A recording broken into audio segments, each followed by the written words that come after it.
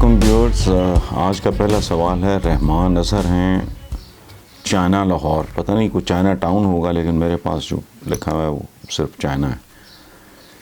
سوال ان کا یہ ہے کہ جی پیٹرول بحران سامنے آنے پہ عمران خان نے اپنے مشیر پیٹرولیم ندیم بابر کو تو عہدے سے ہٹا دیا ہے، شنید یہ ہے کہ وفاقی کابینہ میں مزید تبدیلیاں کی جائیں گی۔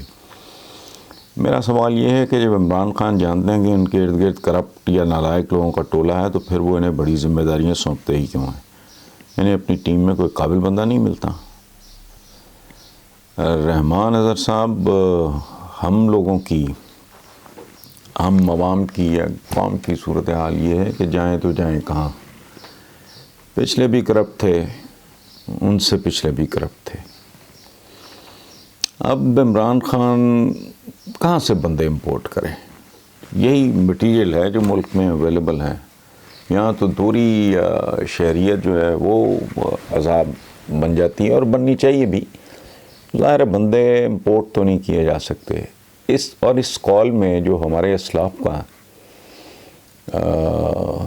کہ جیسی قوم ہو ویسے ہی حکمران ان پہ مسلط کر دیے جاتے ہیں۔ لوگوں کے ہاں مہذب دنیا میں کسی کرپٹ کا، چور چکار کا اقتدار میں آنا ایکسیپشن ہوتا ہے، ہمارے ہاں کسی دیانتدار کا اقتدار میں آنا ایکسیپشن ہوتا ہے یا قابل آدمی کا۔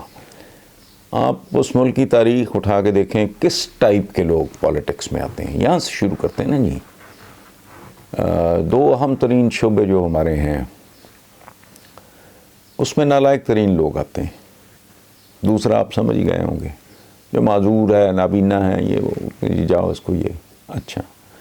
اسی طرح آپ اٹھا کے دیکھیں، کسی کے بارے میں کسی انڈیویجول کا نام لینے کی ضرورت نہیں ہے، آپ اگر پاکستان کی اسمبلیز میں، سینٹ میں جانے والے لوگوں کی اگر آپ لسٹیں سامنے رکھیں اور پھر ان کا بیک گراؤنڈ دیکھیں، آپ کو اندازہ ہو جائے گا کہ بھاری ترین اکثریت ایک خاص طرح کے لوگوں کی ہوتی ہے، فارچون ہنٹرز، مہم جو، ٹھگ۔ اچھا، اب عمران خان سیاستدان ہے نا جی، پہلے کپتان تھا، اب سیاستدان ہے۔ جادوگر تو وہ کبھی نہیں رہا اور نہ وہ جادوگر ہے۔ اور یہ ایک اور بات بہت تکلیف دہ ہے، ہمیں دھیان میں رکھنا چاہیے کہ پورا عالم اسلام بائی اینڈ لارج کس قسم کی کیفیت سے دوچار ہے؟ انتہا اس کی یہ ہے کہ سعودی عربیہ کے کراؤن پرنس، MBS جنہیں کہتے ہیں، محمد بن سلمان، ان کو بھی تھوک کے حساب سے لوگ 7 سٹار پنجرے میں تاڑنے پڑے تاکہ ریکوریاں ہو سکیں، وصولیاں ہو سکیں۔ اس طرح کی روایت اگر اس ملک میں ہو جائے، یہاں تو پرابلم یہ ہے کہ ایک کرمنل ہے، وہ ایک دروازے سے داخل ہوتا ہے، دوسرے سے نکل جاتا ہے، 2 مہینے، 4 مہینے، 6 مہینے، سال، 1.5 سال بعد فارغ ہو۔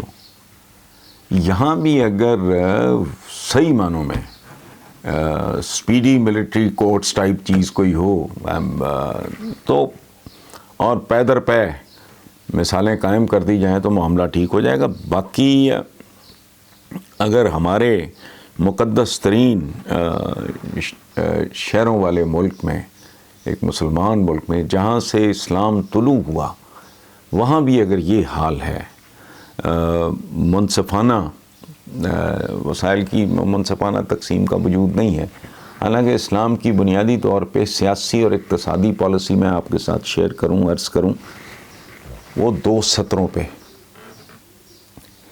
کہ مسلمان معاشرے میں مالی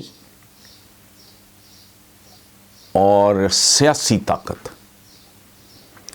یوں سرکولیٹ کرنی چاہیے جیسے ایک صحت مند انسانی جسم میں خون سرکولیٹ کرتا ہے، ورنہ کیا ہوگا؟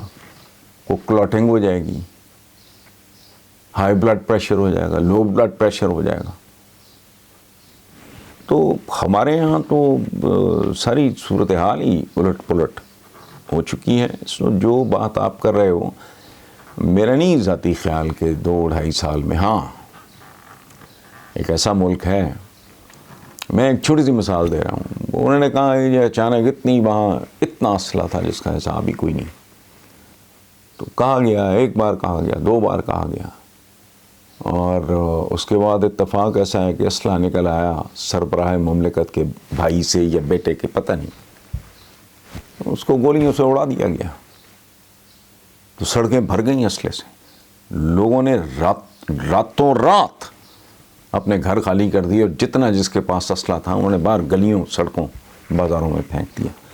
سو اس طرح کا جب تک میں جو کہتا ہوں کہ جی 15 سال سے 20 سال تک کنٹینیوٹی ہو، روڈ میپ دیا جائے پرائمری ایجوکیشن سے پاپولیشن مینجمنٹ تک، تو اس کے بغیر مجھے نہیں لگتا ہوگا. پہلے میں لکھتا رہا، لکھ انگلیاں گھس گئیں کہ 3rd فورس ہو، نون لیگ، پیپلز پارٹی سے جان چھوٹے. عقل کی کمی تھی، ہم یہ اپنی طرف سے جہاد سمجھ کے کرتے رہے. نتیجہ جو ہے وہ آپ اسی کے بارے میں، اسی نتیجے کے بارے میں آپ ماتم کر رہے ہیں.